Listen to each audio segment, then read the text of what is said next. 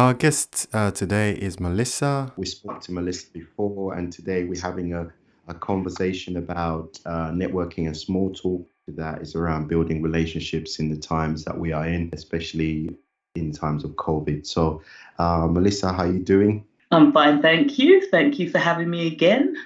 Anytime, Mel. I enjoyed the last conversation. So thank you again for coming back as well. No So, problem. Mel, where would you like to start? I mean, this is a really, I think the reason this topics for me is really relevant as we talked about now. There's a lot of that's happening around COVID. The government's announcing that on Monday potentially they're going to loosen up some of the restrictions that we had in place.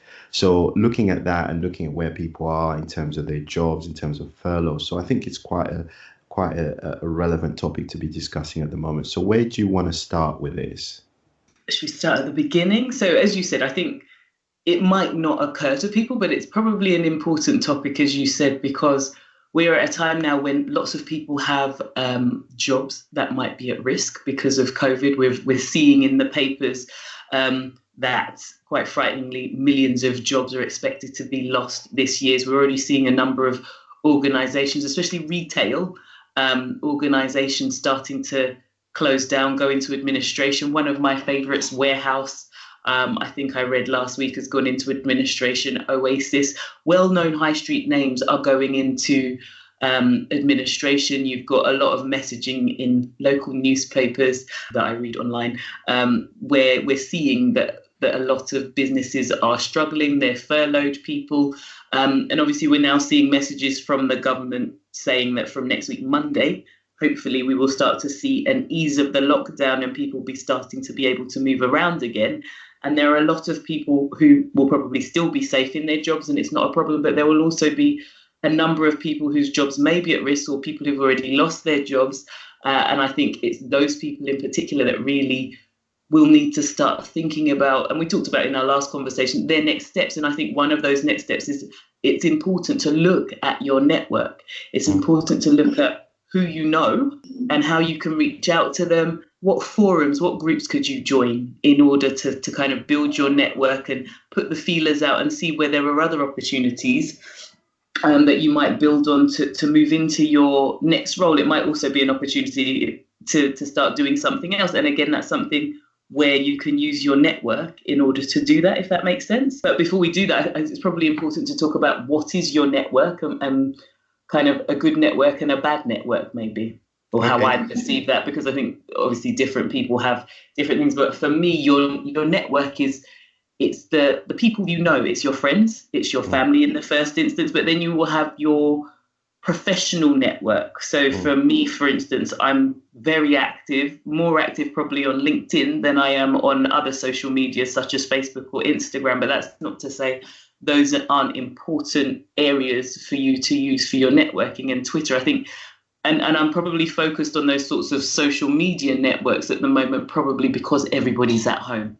Lots of people are on a line, but maybe it's also important as we're going through this to talk about people who are not maybe active online and what they could potentially do. Okay, let's start off with, so there's two possible scenarios. Those people who are active and have a social network that they can tap into, and then those who are not very active and need to build a network, and how about they go about doing so. If I take those two groups in terms of network, you started off talking about families and then you talk about professional network. So let's take it from the first scenario where I'm a person where I have, I'm very active on social media and I have a small network. How can I start utilizing that network?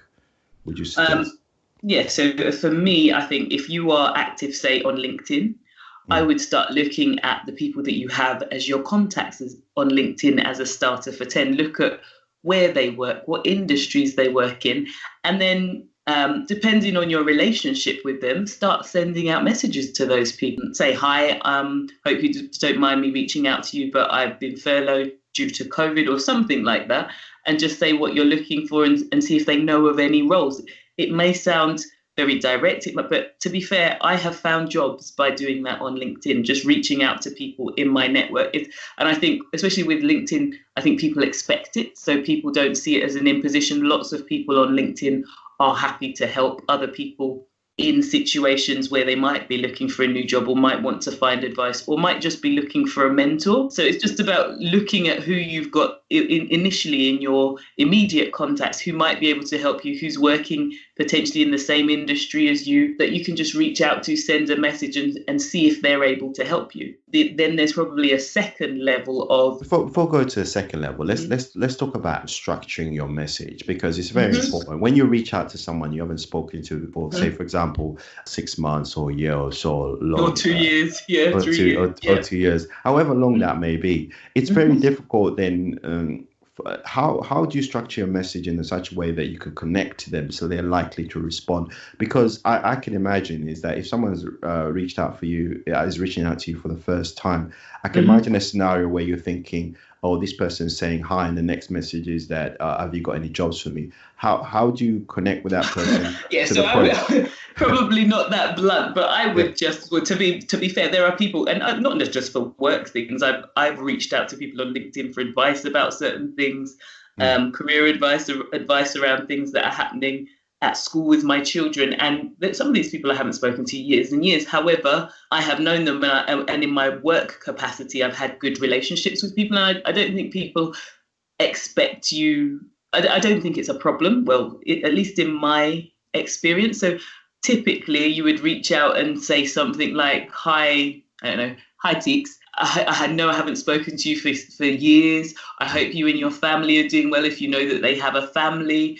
My situation, and I hope you're, I guess in this time, I hope you're well during COVID times, and that your family are well. The reason I'm reaching out to you at this point is because I'm looking, or I've been furloughed at work, or I've lost my job, and I'm just trying to find something new, and wondered if you have any contacts or you know of any roles going within your organization that might help.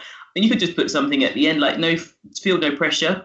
If you don't have anything, or I know you might be extremely busy during this time, but if you do have anything, please let me know, or put me in contact with. I think it's really about structuring your message in such a way that, you're not just saying hi and getting straight into it. You put something in there about how they are. It's been a while, but this is your current situation. And to be honest, I think LinkedIn is about that. I get messages from people that I haven't spoken to for years, and I don't mind, and I'm happy to help. Okay. And I think that most people who use it's about having that network there for when you need it. In fact, last week I had a guy, I don't actually know him directly, but he is my brother-in-law's friend, and I met him at a party, and he saw a job at my place of work, and he just asked me if I could share his CV. I haven't seen or spoken to this guy in years. And again, I don't mind. It's LinkedIn. For me, that's what LinkedIn is about. Actually, I like what you're saying here, because what you're kind of saying is that, from what I'm understanding, is that there's an opportunity for you right now, as we start to move away from restrictions and start to look at what we're going to be doing in terms of work, though, especially those who might be furloughed, is to say, use the social media tool like LinkedIn. Go in there, make contact with people, reach out to them, especially those people that you've met in the past, you might have a loose connection with. Reach out to them. And it's not just about saying, what do you have in your workplace, but it's also about saying, could you guide me in terms of career advice as well? So you've reached out to someone, they've given you advice. How do you shape that in terms of your day-to-day, trying to get to the point where, because it sounds like it's almost an activity that you've got to keep pursuing. You can't just one-off message and hope that everything's going to be okay. Someone comes back to your advice. How do you utilize that? I think once somebody comes back with the advice, obviously, depending on what that advice is, obviously thank the person first for the information and advice that they have given to you. And then if you've got a daily set of activities, it depends what the message is that they've come back with. If they've said they don't have anything but contact X person, then you need to get in contact with the next person and just say whoever referred you to them. If it's a job role, then you need to start dusting off your CV if you haven't already and look at applying. You might, depending again on the relationship with that person, it might be an opportunity to ask them to just have a quick look at your CV and make sure it's appropriate for the role, and just apply for the roles that are there. And also, again, LinkedIn, there's the networking aspect, but there are hundreds and thousands of jobs on LinkedIn as well. I love LinkedIn, as you can tell. So I would look at the jobs that are on LinkedIn. And then when you look at the jobs, there's also a place where you can see people who work there that you might already know. So again, it's another way of using it to network. So if you see a job and you like it, and this is exactly what that guy I spoke about that contacted me last week did, he's obviously looked at the organization and looked, I think LinkedIn will show you who you know or people that you might know within the organization. And so he's reached out to me based on the fact that he's met me before and I work at the company, and could I give him a referral? So it's another angle. So rather than you going in and looking at your contacts, this way you're looking at a job, who works there, and then you're contacting the person and saying, hey, I've seen this job. Could you refer me? Or I've put my CV together. Could you have a look at my CV and see if it's appropriate, or give me any tips on how I could improve it before I submit? Or do you know anyone in the company that you could recommend me to for the role? If that makes sense. Yeah, and I think what I'm trying to get to here is a point where you're using that information that someone is giving you in the right way. So you're not misusing it. What kind of tips and hints can you give to someone to make sure that whether it's restructuring their CV, or whether it's someone says reach out to X, or should you feel uncomfortable reaching out to that person, that kind of thing?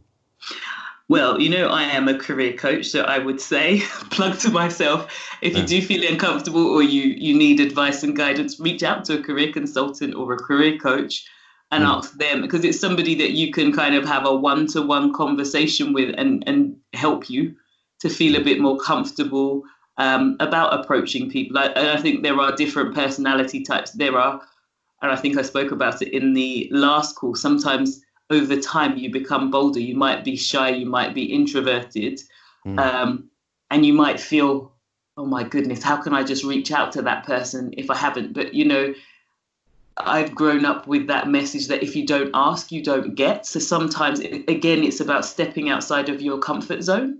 And I think, desperate times call for desperate measures. And if you don't have a job, you have to do everything it takes in order to kind of push yourself on. Otherwise, I think there's that real risk over time of you can fall into depression. You can feel like there are no opportunities. But I think when you start to lean on your network and sometimes just see how easy it is and see how people are actually willing to help you, it will just give you, it gives you that kind of push and that inspiration to keep moving on. And then also, I think, if you reach out to somebody, you might not get a response from everybody, but the responses that you do get back, I think will give you additional motivation. And also, what it also does is put you in that person's mind.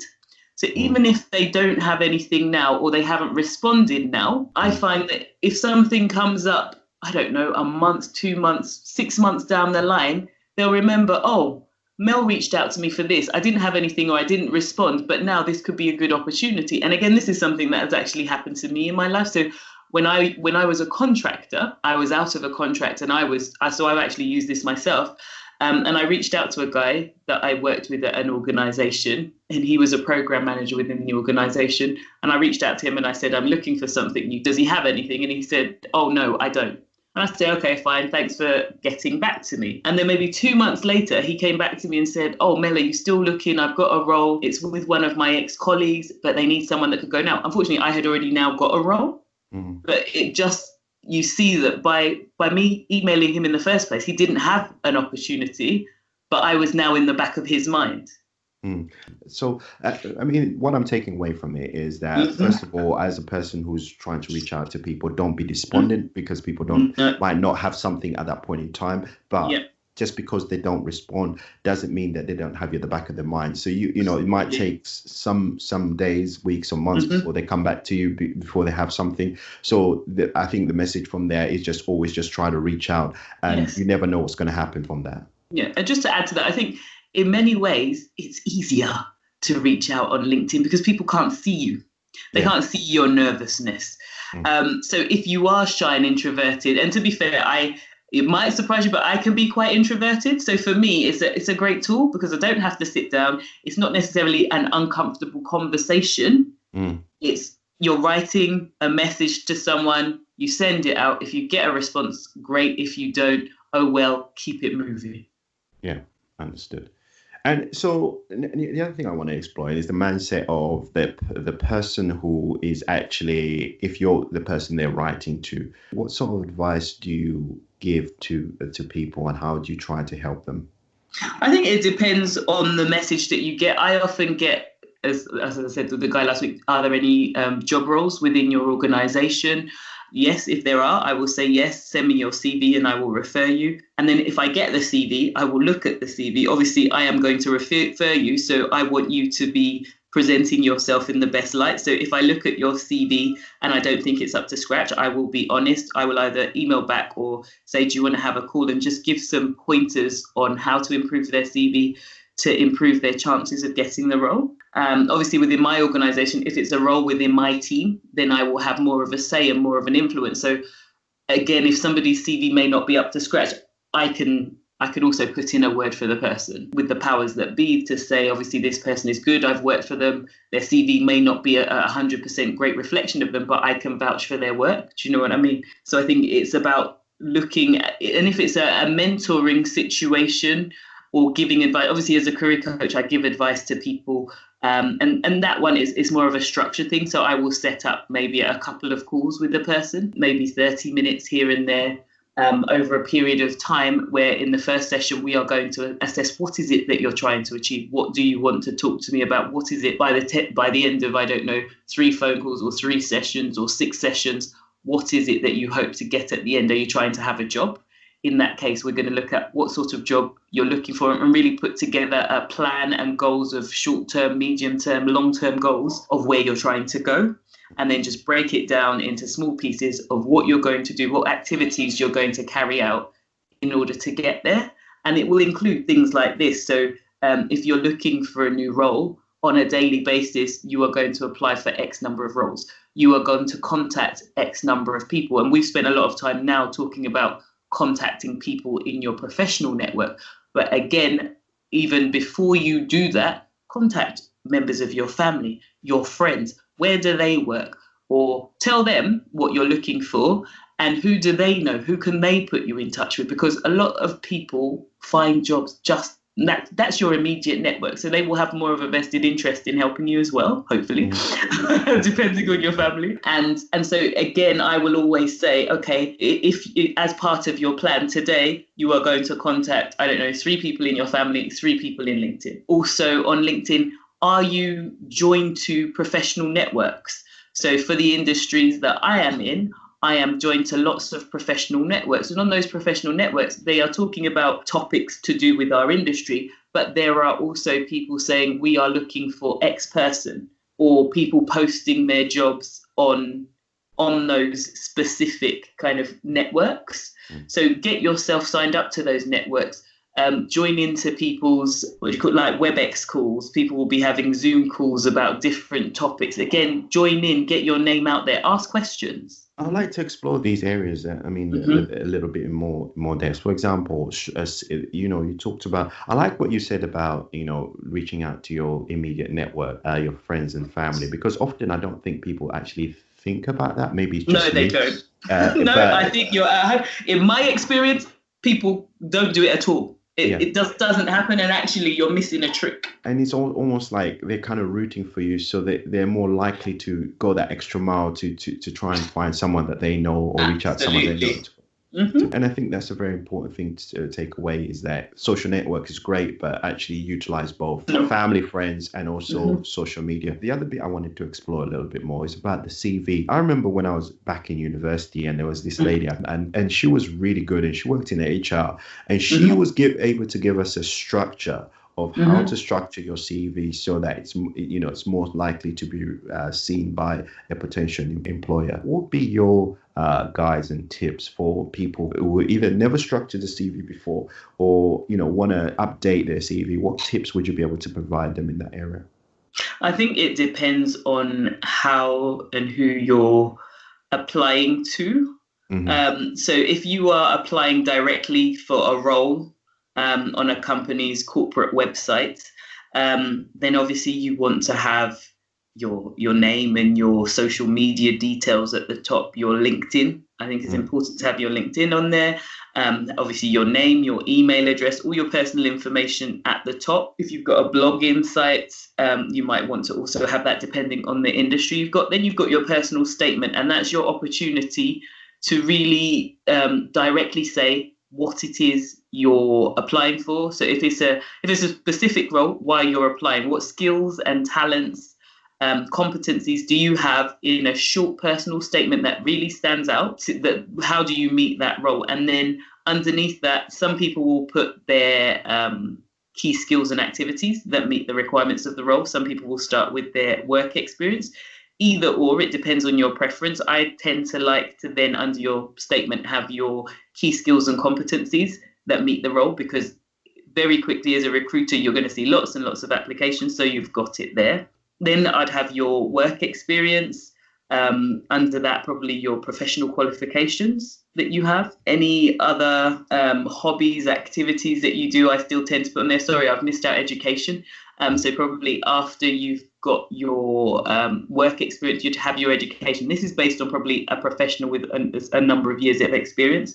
If you're a graduate, you might start the other way around. If you don't have much work experience, you'd probably start after your skills and experience, or after your personal statement with your education, and then put in your work experience, but then really make your personal statement stand out. If you've done voluntary work, make sure it's in there and don't leave things out. I saw a CV actually this week where somebody had lots of skills and lots of talent, and they just went, and I had to keep sending it back and say, well, what did you do during this time? What did you do? And making sure people are really putting down everything they've done.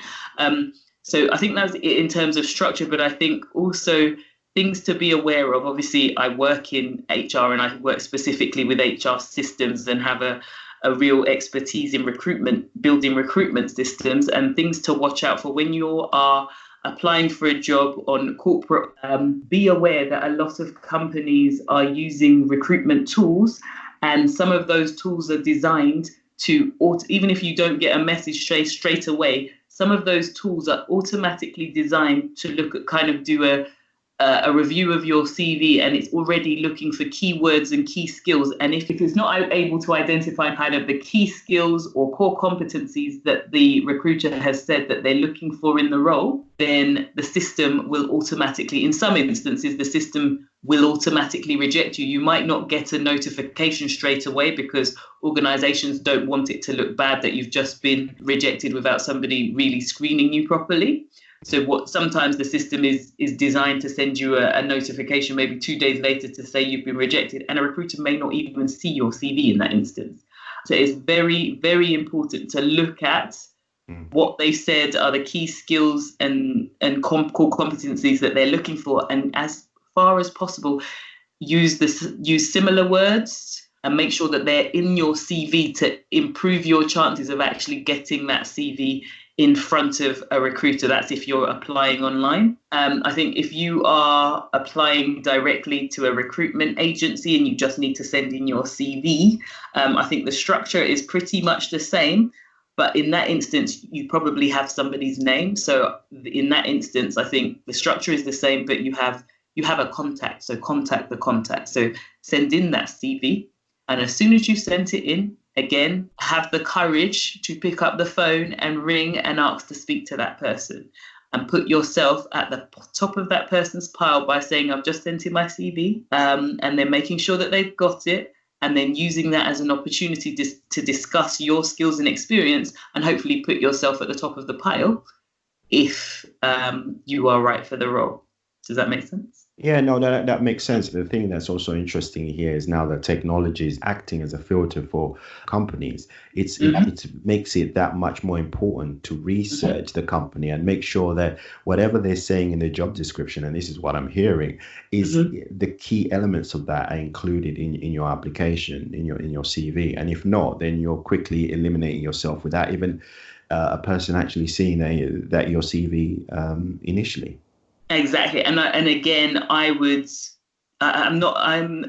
think applying online is difficult. And I think that's why the networking, it depends on the industry, but there are some roles, particularly like retail, contact center type roles, they get hundreds and sometimes thousands of applications. I've been doing some consulting for a media organization, a very well-known media organization, and I was looking at their recruitment and working on their recruitment system, and they have a lot of contact center roles and engineering roles, field engineer roles, and they have hundreds of thousands of applications, sometimes 900, 1,000 applications going in. And in that, how do you make yourself stand out in that instance? And I think it's about the network. It's about finding another route in via a person. Just to flesh something out, and just to be more precise in terms of, I'm just looking at the person who's sitting at the desk right now, doing the CV, and they're now aware that there is some kind of filtering process. Is there a technique to this to be able to build the right content? Is there, and if so, what is that technique? If it's just a case of looking at what's in the description and putting it in there, a lot of people can do that. I'm just wondering whether there's more to it than just that. No, I think it's really about looking at making sure that you have put those keywords in. It depends if it's a CV or it's an application form. These things tend to work. It tends to work based on the application form. So they will sometimes, in a lot of the systems that I will build, you will have kind of what they may not call it that, but like pre-screening questions. And those on an application form, those are typically the things where if you put the wrong answer, you're going to get kicked out. So do you have, I don't know, over a year's experience in retail?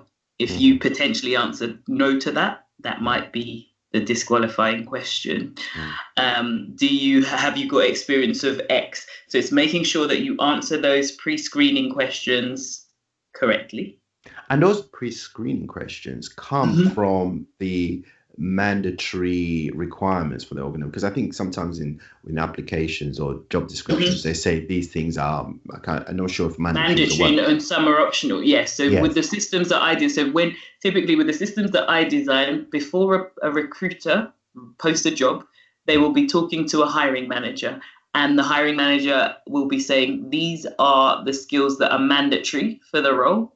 And these ones are optional. So what they will do is put on those questions. So they'll put those questions on the application, and they will mark whether they are mandatory or whether they are optional. And then we will have designed the system sometimes to automatically reject somebody if they give the wrong answer. Another thing to be aware of is even if you're not automatically rejected, some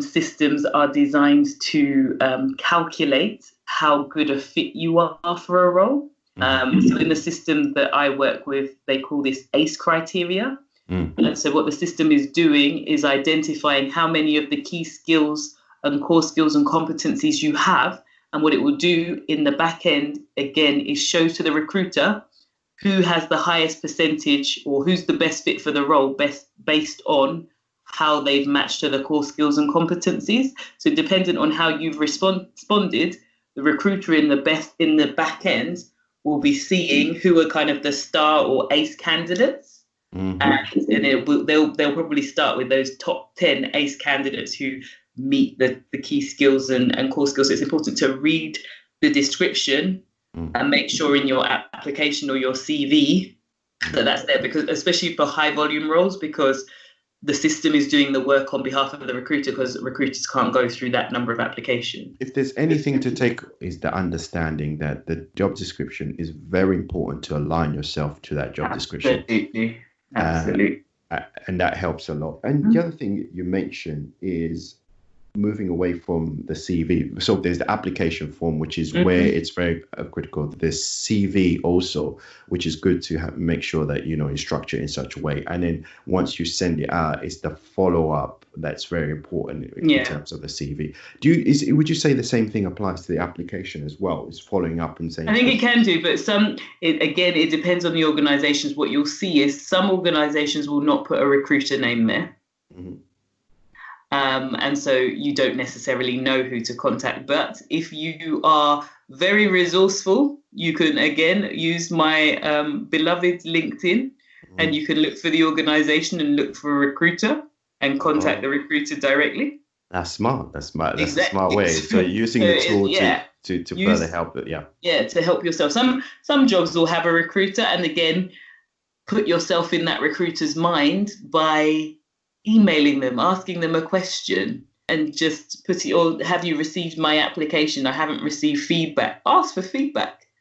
So organizations, if your application's gone through, you can ask for feedback. They can only say no, and a good recruiter will say yes, because it's about building relationships. So even if this time you're not successful, who knows what you might do in the future, and then you might be the right person for that organization. So the organizations now are very aware that they need to build relationships with candidates, because you don't know who you're going to meet. And I've worked for some very good organizations who, even when you're leaving, they have alumni organizations that you can join up to, because they know that you might become the next director of an organization, and you might be in a position to get them some consulting work, or you might come back and bring your expertise back to the business. So organizations are very aware that it's about building relationships and leaving a good impression in your mind. So even if you're not successful, they still need to have the politeness to say,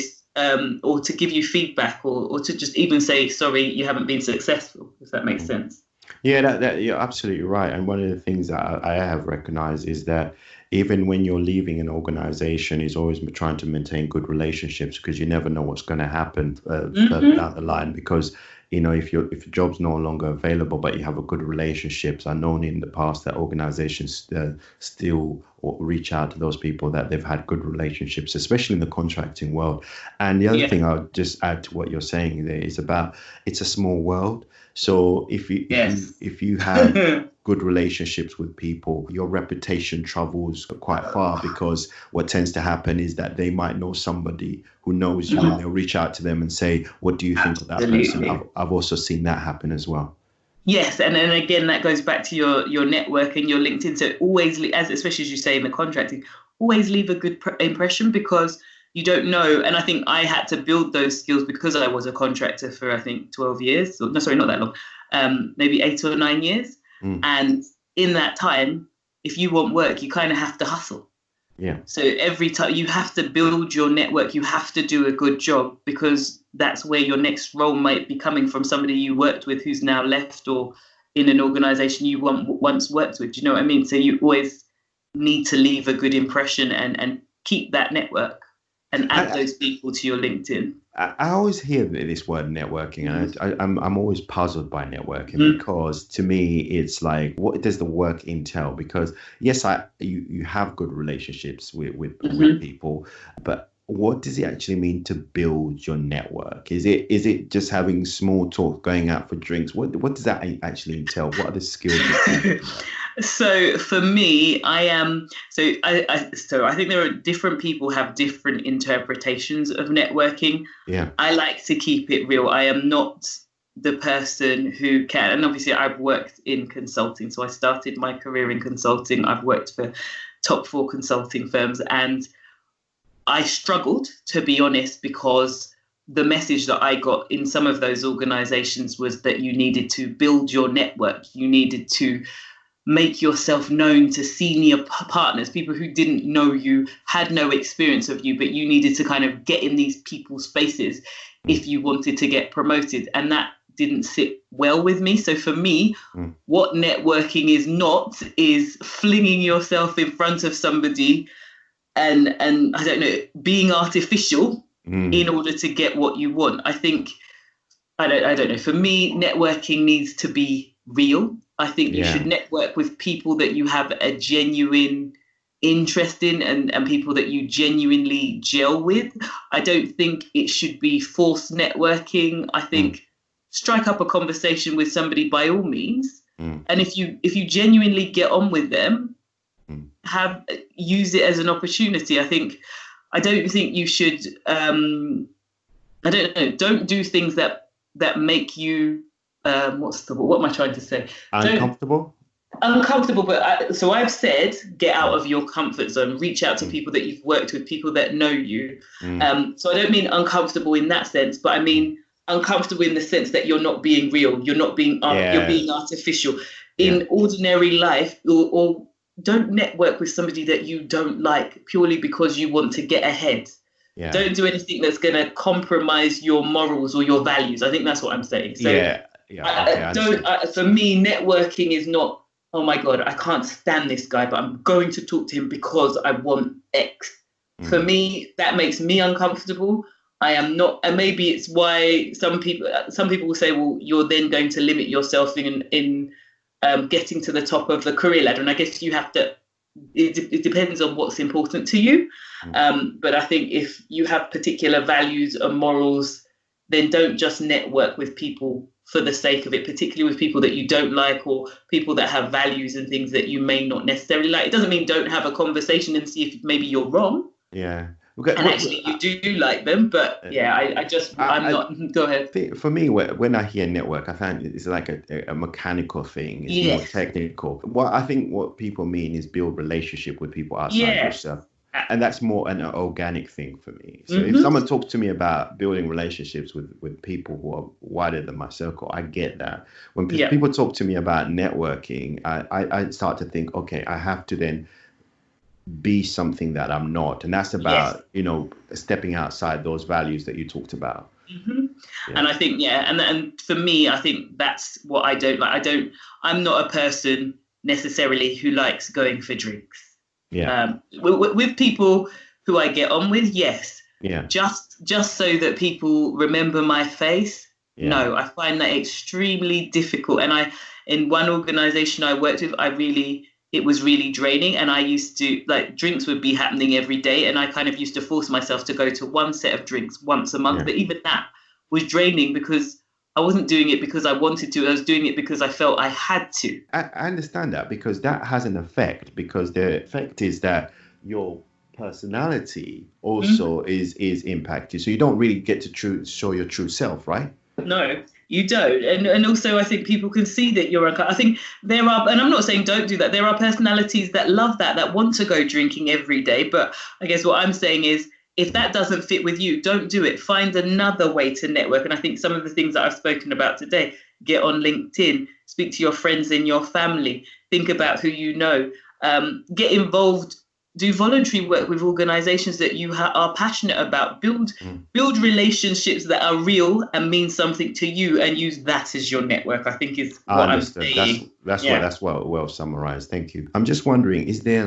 in terms of day-to-day or week-to-week thing, how often should you stick at this? Is it something that you should spend a couple of hours, or what? It depends. It depends on your circumstances. So if you are actively looking for a job, I would say on a daily basis, just reach out to 3 or 4 people. Don't make it too arduous. Just if you've got a set of daily activities, just say, do you know what? Today I'm going to reach out to these 4 people and stop. And then that's your kind of networking, as it were. Not even networking. You're reaching out to your networking to see what's out there. I wouldn't spend hours and hours on it, because it can probably make you a bit depressed, to be honest. But maybe if it's an hour to half an hour, just reaching out to a few people, completing a few application forms, and then maybe getting on a podcast, or get on a WebEx, join a call, just do something around your learning, or join something, or join a group, see what's happening in the group, contribute to the group. Those sorts of things, but I wouldn't say hours a day. I don't think you've got a life to live, to be honest. But the other thing that you might think about doing, if you're financially stretched to it, and if you're actually looking for a job, is think about volunteering. An hour here or an hour there.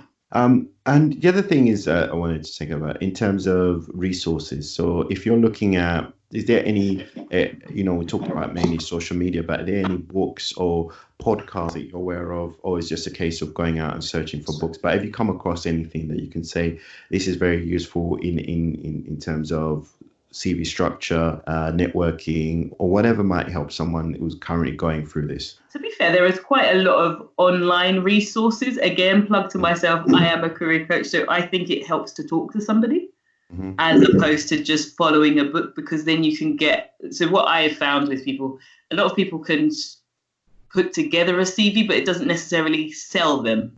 in their best light. So it's having a way with words, being able to really put yourself in the best light. And also once you've done that, making sure you've updated your LinkedIn profile, because obviously nowadays a lot of people get your CV and then go on to LinkedIn and look at your profile there. So again, when you're setting up your CV on LinkedIn, try and get some people to recommend you, because already before people have to reach out for references, they can see live references there. Again, it's very important to have your LinkedIn profile ready to go, because again, a lot of the applications I work with, a candidate can just upload. People are trying to make it easy. So your LinkedIn is your CV. You upload your LinkedIn profile and that's your application gone. So again, I don't know, I'm doing a really big plug for LinkedIn today, aren't I? Before this conversation, I wasn't aware that LinkedIn was such a good resource for actually, actively going out there and finding potential employment if you're in a situation where you need to. And I think that's a very important thing that I've learned today. The other thing you talked about small talk, just to cover that off, what exactly do you mean by that? And this is just a means of communicating while you're networking? So I think it goes back to the thing that we were talking about previously, where we were saying don't kind of network in a way that compromises your values. And I think sometimes for me, small talk, again, and it's probably personal to me, I think there are some people that probably do this very well, but having to kind of go into forced networking situations, and then it can be very uncomfortable for some people to try and think of things to say. Go ahead. When you start talking to me about the weather, and especially when it starts to revolve around things that have there's no depth to them, I really struggle with those type of conversation, because I don't really know where to go. Okay, it's sunny today, it's cold today. What else can I say? So I really value those conversations, and it's a personal thing, really. I really value those conversations when you get to really know the person, where you get to know more about the person, the situation, the challenges and stuff like that.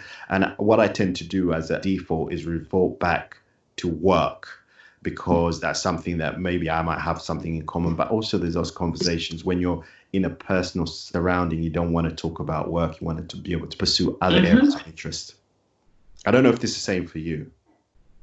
Yeah, I'm not really. I know it's not for you. Is there any tips that you can give for someone who it's not for them, but they just want to, I think so I say it's not for them, but I have I've got two sisters who work in the legal field, where I think that this is probably much more important, and you probably don't have the luxury of saying you don't want to. And I think in those sorts of industries, you do have to get outside of your comfort zone, and you do have to learn to do it, no matter how. So I've got a sister who's currently training to be a barrister. And a lot of that seems, from what I'm hearing from her, a lot of it is about networking. Obviously, being a barrister and working in the legal field, there's a very small network of people in that industry, and it's very hard to break into, from what I've heard. So she's had to join a lot of professional networks, join different bars or whatever it is that you have to do. And so she's quite introverted, but she's having to force herself to go to those events. She's having to do the small talk. She's having to speak to people she might not necessarily want to, because she needs to gain work experience. She needs to get a pupillage. And the only way that she can do that is she doesn't have those kind of family networks or professional networks within that industry. So she's having to go and join networks. But to be fair to her, she's tried to join networks with people that she maybe has a common interest in. But she's also been doing that networking where she's got tutors who are also professionals, and she's built relationships with the tutors. So they're people that know her, they know her work. And then once she's built that relationship from a work perspective, she's gone back to them and asked them for feedback on things that she's working on. So she's building relationships that way, and then also asking about work experience and asking for pointers and tips on where she's going. But she has had to kind of force the small talk and going out, as hard as it is. So I think there are probably industries where you do have to do that if you actually even want to break into the industry. Yeah, but if you don't have to, so it's difficult. But if you don't have to, I would struggle. Just listening to you to speak there, I think one of the things I expand on in my understanding of networks is not just it's almost like you're building little hubs of information and extend those hubs as you go along. And if you look at it like that, then it takes a different spin. It just means something different to me. It's like those hubs of knowledge. You know, it's just about expanding those hubs of knowledge as much as you can, and then growing that. And hopefully, what that might mean going forward is it creates further opportunity because more and more people, you're in more and more hubs, so therefore more and more people are familiar with you and your work. Yep. So just to summarize, the message I'm getting here is that for those of you, for anyone who's sitting at home and thinking about, you know, what should I be doing at the moment, especially that, you know, in terms of if I'm worried about my job or, you know, I need to reach out, use your personal connections and also use some of the professional tools like LinkedIn to reach out to people and ask them questions and ask them whether they have any opportunities in it. Absolutely.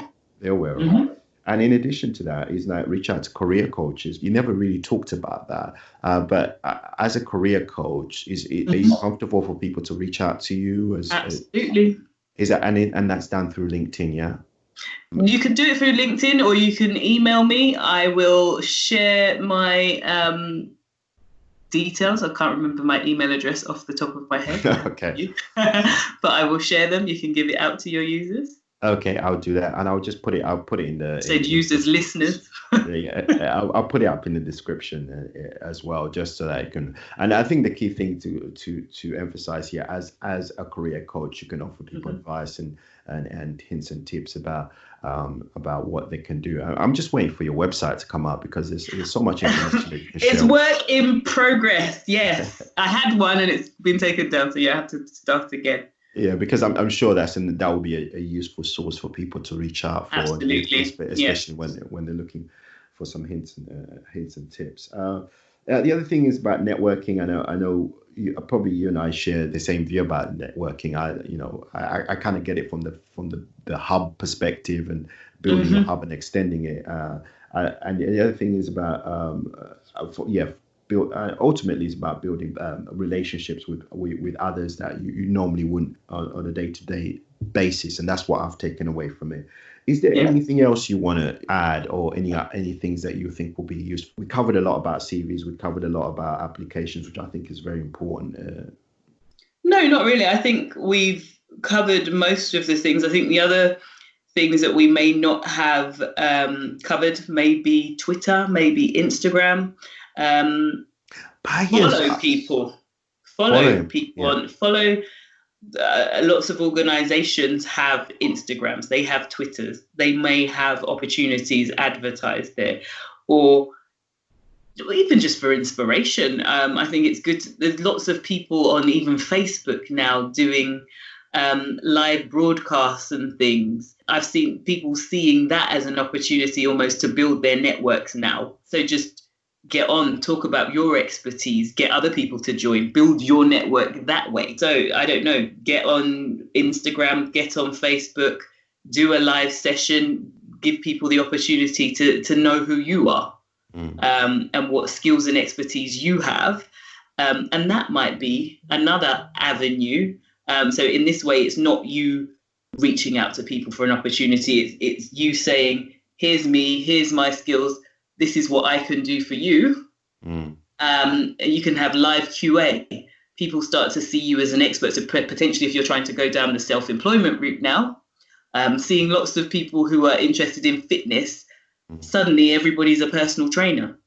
And then obviously, if they're giving free sessions now online when we get out of lockdown, potentially a paid opportunity there. Or there is an opportunity. Look at P.E. Joe. I don't know if you know him, but he's now got a million following. He's got a site online where you can now subscribe and pay to do fitness with him. So I think there are other opportunities probably within other types of social media to build your network in other ways. You set up your Instagram as you're doing, set up your Instagram, set up your Facebook, set up your Twitter, depending on what's your preferred point. You don't have to be on all. You can be on some, you can be on none potentially, but if that's your thing, look at it as another potential avenue to build your network, to get your name, your brand out there, and also listen to what other people are doing.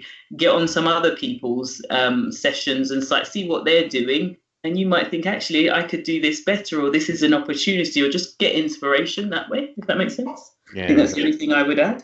Yeah, just one other thing I'll touch upon, and I think this is a big topic, but just as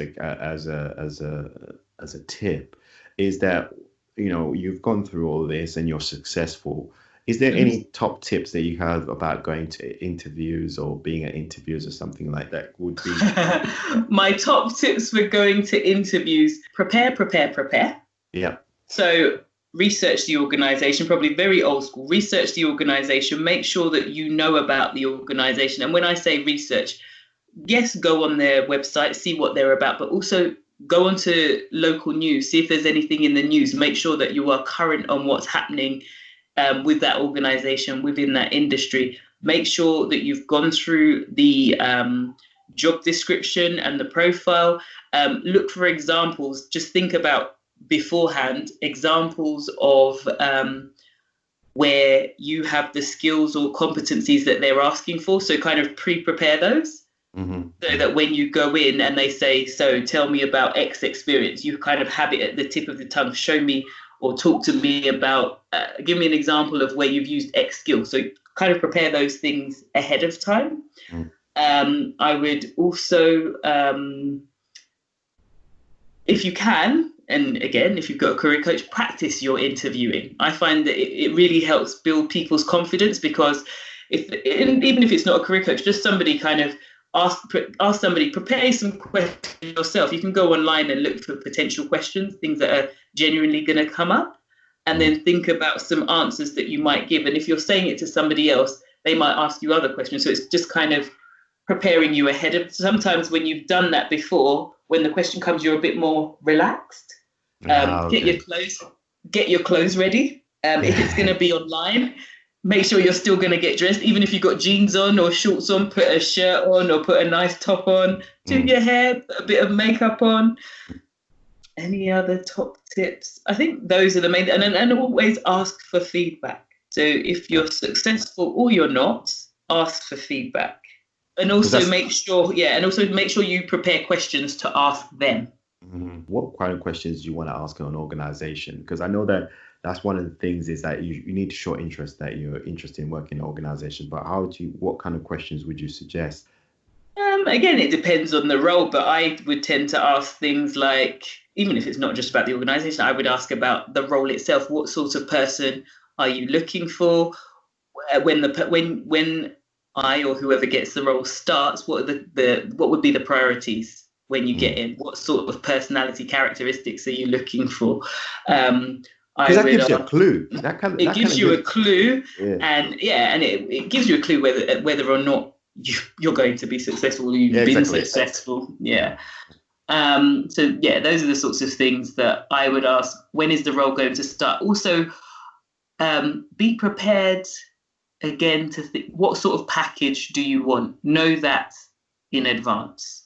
And it's something that I see, and not being sexist, but especially women, I see they don't think about what sort of package they want. So if a role is advertised and it's 55 to 60,000, I often find that a woman will say that they just want the 55,000.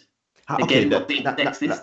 That's a very interesting point. So how is there a way of working that out? Is there a tool? How would you go through that process of working that out? Because I can imagine a lot of people, some people are good at this. A lot of people are not good, are not so good at it, because they haven't worked out the mechanism to come to a point where they have a figure they're comfortable with. And I think that's a whole nother conversation. Yeah. And maybe it should be our next topic. Yes. But I have lots of thoughts and lots of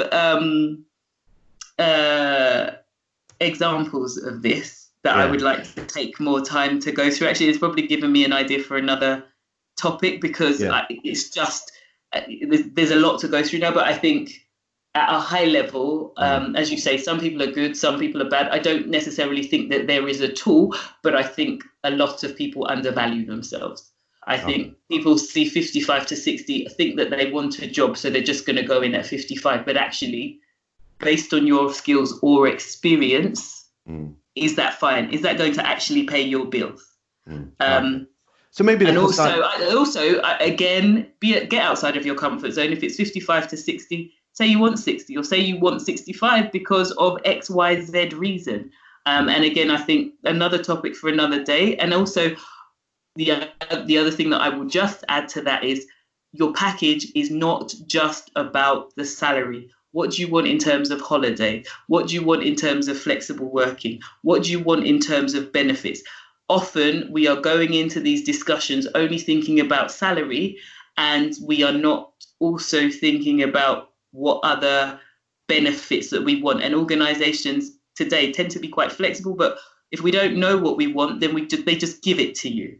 And actually that might not fit with your lifestyle or your family or whatever it is. And as I said, it's a longer topic, but I think there's things to think about there. It's a problem that many people would have, and it's good to just explore that and just break that down so that, you know, people actually have a way of you know, going into these discussions, these negotiations, and really getting what they deserve, especially when you talk about women that are more disadvantaged than men in those kind of situations. Is there anything else you want to add in your 5 minutes? No, because otherwise I will talk for another 2 hours, but I'm already seeing topics and ideas for the next conversation. I've loved this one, as I liked the last one. I really appreciate you tapping into your knowledge and understanding, especially in these areas. Thank you very much. Shed some light on things that I was thinking about and answer some questions in doing so. So thank you very much for your time. I really appreciate it. Thank you for having me. Have a good rest of the day.